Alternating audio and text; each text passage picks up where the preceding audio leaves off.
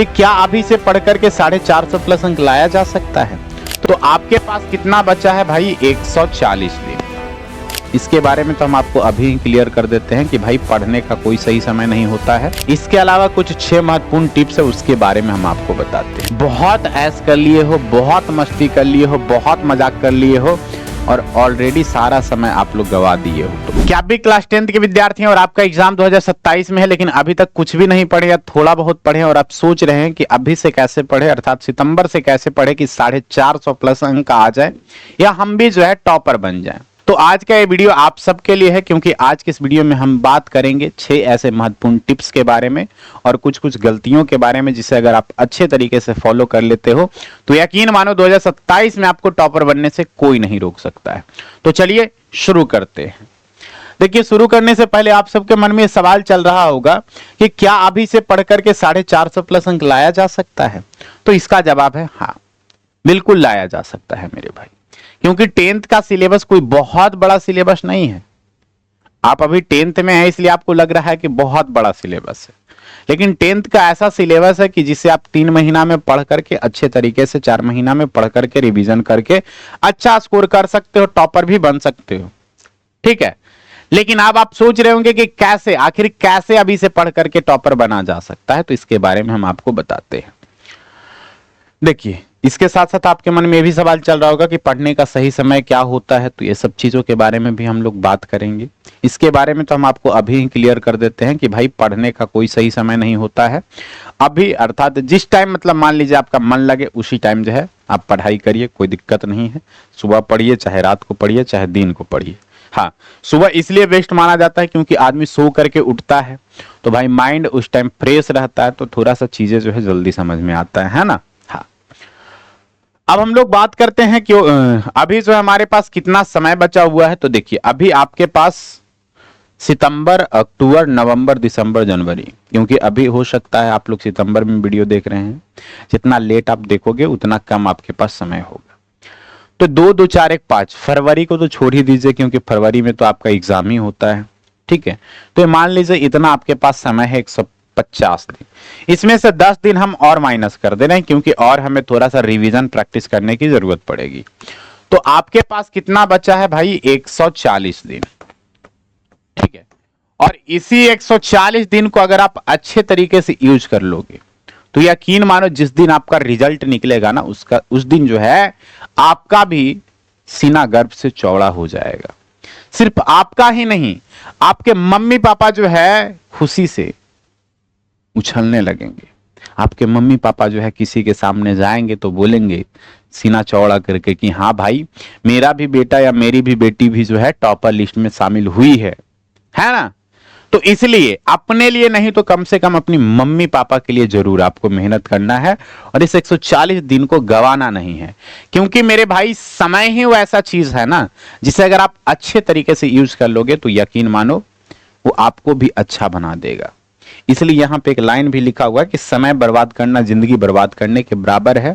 इसलिए अब जितना पीछे हो गया गलती, जितना आप समय बर्बाद कर चुके हैं, वो सबको भूल करके अभी से 140 दिन जो आपके पास बच रहा है, इसमें 1 घंटा क्या, 1 मिनट भी फालतू नहीं बर्बाद होना चाहिए। वो सब आपके पढ़ाई में लगना चाहिए। ठीक है, हाँ, तभी आपका सपना हो पाएगा पूरा। क्योंकि भाई आप लोग जो है बहुत ऐश कर लिए हो, बहुत मस्ती कर लिए हो, बहुत मजाक कर लिए हो और ऑलरेडी सारा समय आप लोग गवा दिए हो। तो इसमें तो आपको खुद को तपाना पड़ेगा ना। हाँ, अब चलिए कौन कौन 6 महत्वपूर्ण टिप्स है उसके बारे में बात कर लेते हैं। उससे पहले हम आपको बताते हैं कि भैया 10th में 5 सब्जेक्ट आपका होता है। ऐसे इंग्लिश भी होता है, लेकिन बिहार बोर्ड का स्पेशली बात करें तो बिहार बोर्ड में इंग्लिश का अंक नहीं जुड़ता है। तो हम लोग मेनली ये 5 सब्जेक्ट पे फोकस करेंगे, science, math, social science, Hindi, Sanskrit. देखो, सबसे पहले बाबू ये 5 सब्जेक्ट मिलकर के आपका 500 अंक का एग्जाम होता है। थ्योरी और प्रैक्टिकल सब जोड़ दिया जाए तो अगर आपको टॉपर बनना है तो कम से कम 85 से 90 के बीच में आपको नंबर लाना होगा, 485 या 490 के आसपास, तभी आप जो है टॉपर मतलब बन पाएंगे। ठीक है, तो अब आपको करना क्या है, पहले 5 सब्जेक्ट का एक बार बढ़िया से सिलेबस आपको देख लेना है कि सिलेबस क्या है नहीं है। आप लोगों को इसी चैनल पे सबका सिलेबस भी कराया हुआ, आप जा करके देख सकते हो।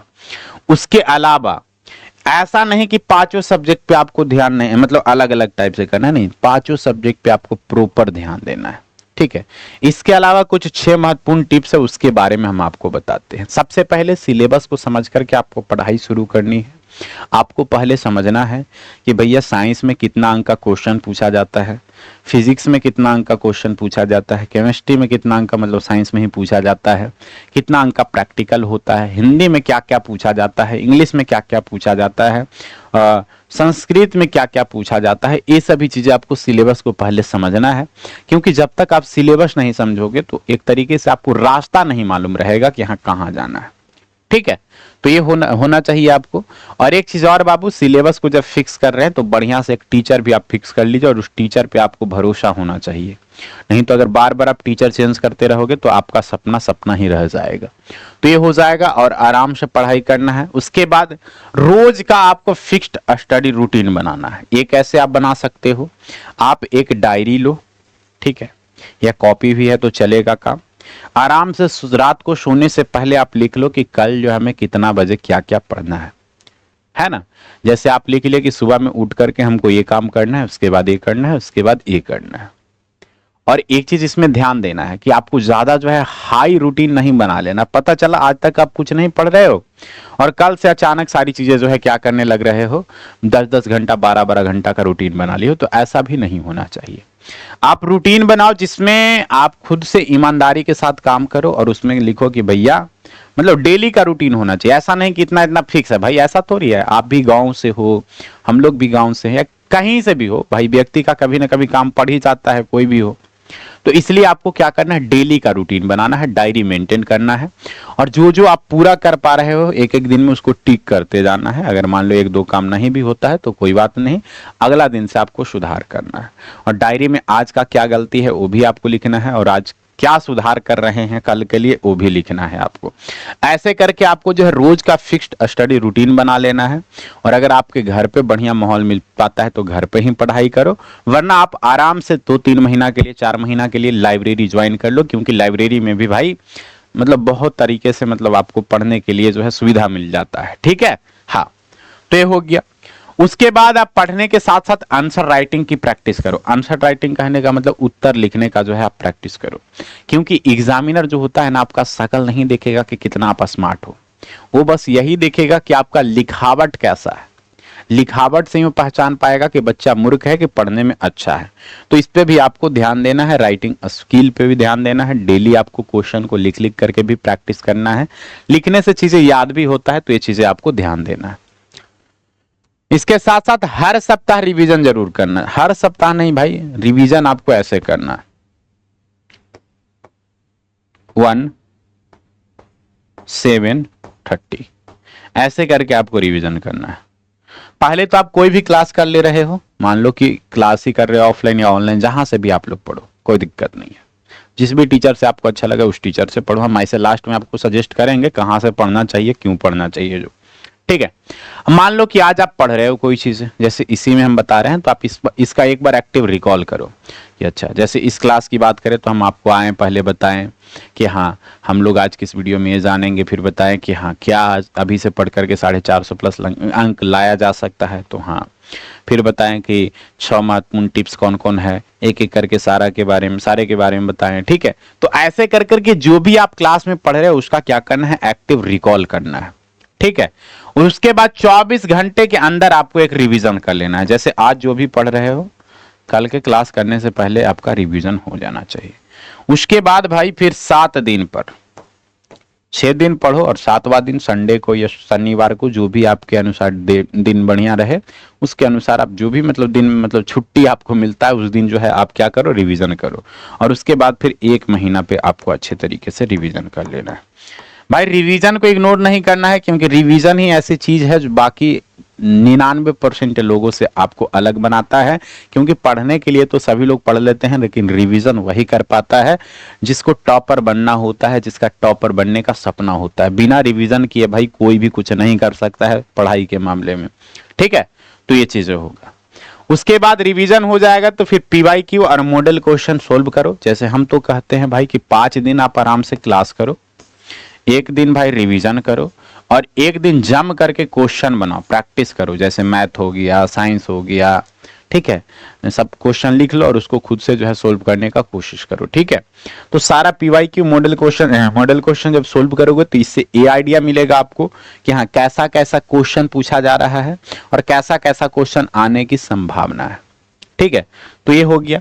इसके साथ साथ फिर आपको जो है वीक टॉपिक पर एक्स्ट्रा फोकस करना है और रेगुलर आपको टेस्ट देना है।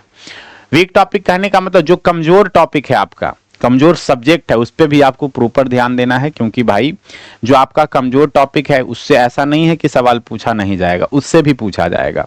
तो सारा टॉपिक आपको क्लियर रखना है, ठीक है। बाकी फिर आपको रेगुलर टेस्ट देना है। टेस्ट आप साप्ताहिक दे सकते हो। टेस्ट कहाँ से दे सकते हो तो भाई वो भी हम आपको बताएंगे, ठीक है।